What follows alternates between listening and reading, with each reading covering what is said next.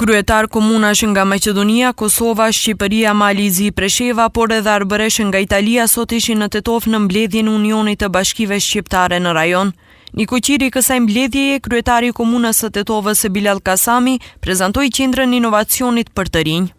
Sot do promovojmë edhe një projekt tjetër në Tetov, që është projekt i përbashkët me Unionin e Bashkive Shqiptare, që ka të bëjë me qendrën e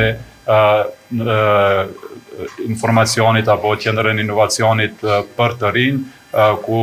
në modelin e Tiranës edhe në Tetov, kuadër të qendrës për kulturë dhe rini, do të kemi një qendër të tillë ku të rinjt tanë do të mund të aftësohen për tregun e punës edhe për sfidat që i presin sa i përket zhvillimit teknologjik dhe inovacion. Nën kryetari i Unionit të Bashkive Shqiptare, por edhe kryetari i komunës së Prizrenit Shaqir Totaj tha se ky union më shumë realizon projekte kulturore dhe bën promovimin e turizmit. Në kuadër të Unionit të Bashkive Shqiptare janë zhvilluar tashmë disa projekte, të cilat kanë bënë më tepër me aspektin kulturor, aspektin e zhvillimit të traditës tonë, edhe shfrytëzimit të asaj tradite kulturore, vlerave të trashëguara për promovim të kombit tonë, për promovim të kulturës tonë, për të dhënë një kontribut edhe për zhvillim të turizmit, edhe ne e dimë se turizmi është një komponent shumë e rëndësishme edhe zhvillimit ekonomik. I pyetur për rrugën Prizren-Tetov, Tota i tha se atje po punohet, por qeveria e Kosovës nuk është transparente dhe nuk kanë shumë informacione. Nuk mund ndërtohet pa pas bashkëpunim të dy qeverive, të qeverisë së Kosovës dhe të qeverisë së Republikës Maqedonisë Veriore. Nuk e di sa ka bashkëpunim edhe nuk e di sa ka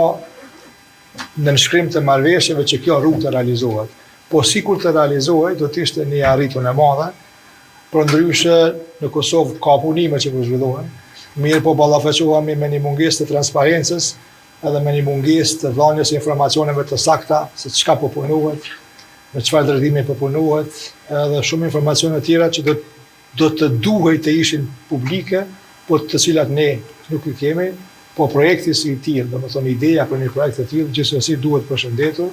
edhe duhet besojmë që do të realizohet. Unioni i Bashkive Shqiptare në rajon është themeluar në vitin 2019, ndërsa qëllimi është të krijojë një platformë bashkëpunimi që do t'u lejojë komunave anëtare të intensifikojnë shkëmbimin e përvojave dhe ekspertizës në fushat e urbanistikës, inovacionit, mjedisit, kulturës dhe formave të reja të financimit.